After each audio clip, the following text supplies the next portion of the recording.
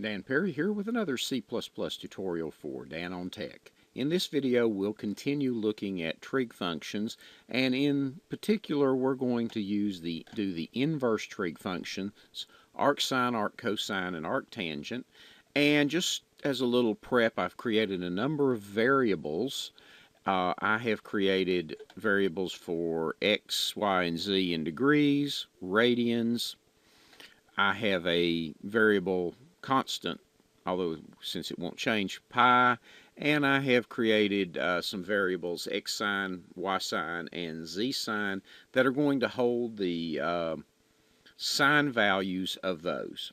Also, I have converted those degrees to radians, and we actually did that in an earlier video. So now what I'm going to do is I'm going to calculate x sine, and x sine is going to be equal to the sine of x radians. And I'll do the same thing with y and z, and to save some work, always use your cut and paste. And so y and z, y and z. And now what I want to do is I want to output not only those values, but I want to output the arc or inverse values. The reason I want to show us the angle and the inverse angle, or have that both, so we can see that when we reverse the process, we end up with the same value. So I'm going to see out in this case, and I'm going to, let me create just a heading first, and I'm going to output x, or rather radians. Then I'm going to do the sine, and then the arcsine,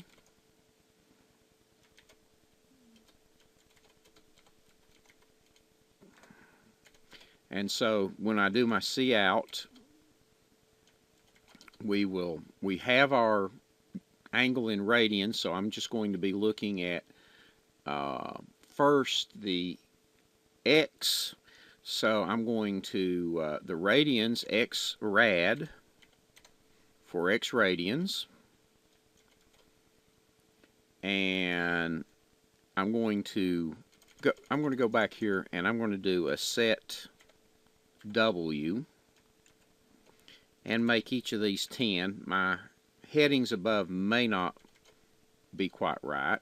Remember, the set width is not persistent, so I need to copy that. And I want then I've got the value of x in radians. Now whatever the sine of that, so my variable is x sine, and again that's in radians. And I want to set the width for the next column again, so my columns are the same. And I'm just going to calculate the inverse or arc sine. And the arcsine functions for sine, cosine, and tangent just have an a in front of them. So a sine for the arcsine. And in this case, I want the arcsine of what was the sine, the value we took the sine of it, and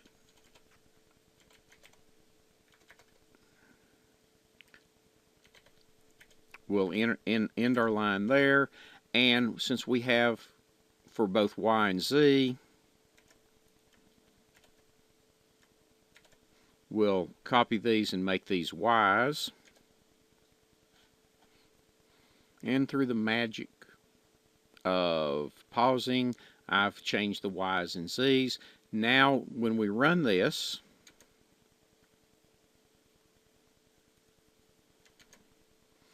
what we have is the output, and in here for this was the 0 degrees, the first one. Of course my headings aren't lined up, but I had 0 degrees, so that 0 radians, and then the sine would be 0, so then the arc sine should be 0. Here we had for y, we had 1.57 radians. The sine of that was 1, and then the arc sine would be back to the 1.5 or 1.57. Notice there's a little rounding there. We're not going to worry about that. And we can see for the minus 45 degrees, we've got our radians, then we've got our sine, and then our arc sine, and again those match. So we can see that the arc sine does reverse that process. I know this was a little bit long in the way the output is to try and make it look better, and I can move the output over, adjust my spacing a little, and make it look a little nicer if I wanted to, and that got it lined up a little bit better. Now, that was the arc sine or a sine function.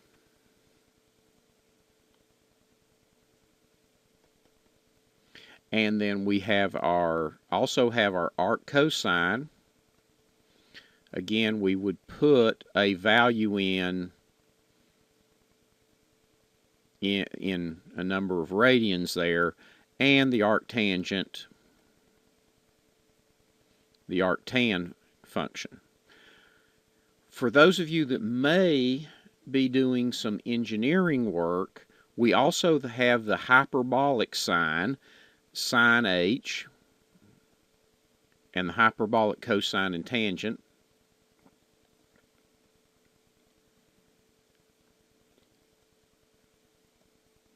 And for those, we give, again, an angle in radians. So if you have to use those are available to you, and you can use them at your leisure. We did in separate calculations, we did our degrees to radians conversions. We could have just as easily done our conversion at the same time. So if I had wanted to calculate inside of the sine function, done that conversion, I could do that. And let me actually do that now. And I'll add another line here, another C out.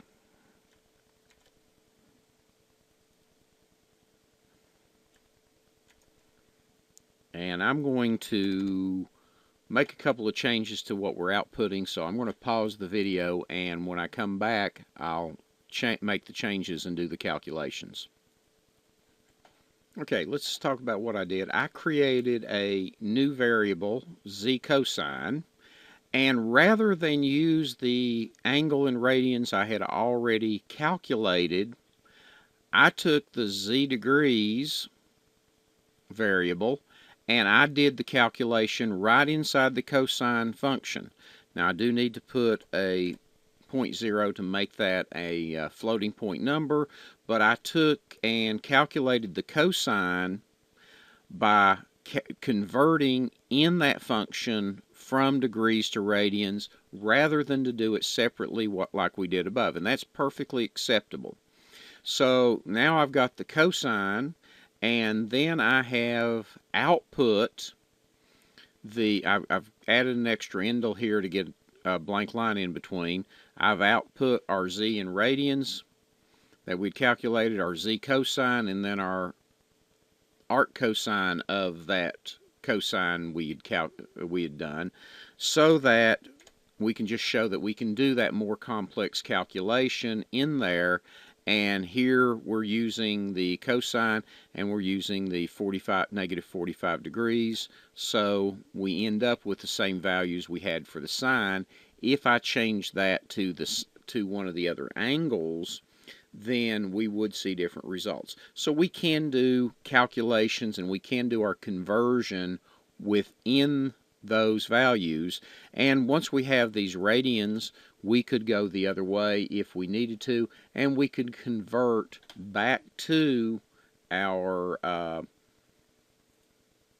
degrees. So if I have an angle in radians and I want to get the degrees are equal to the radians times 180 divided by pi. So I could just do that calculation and I would end up with my degrees back from my radians.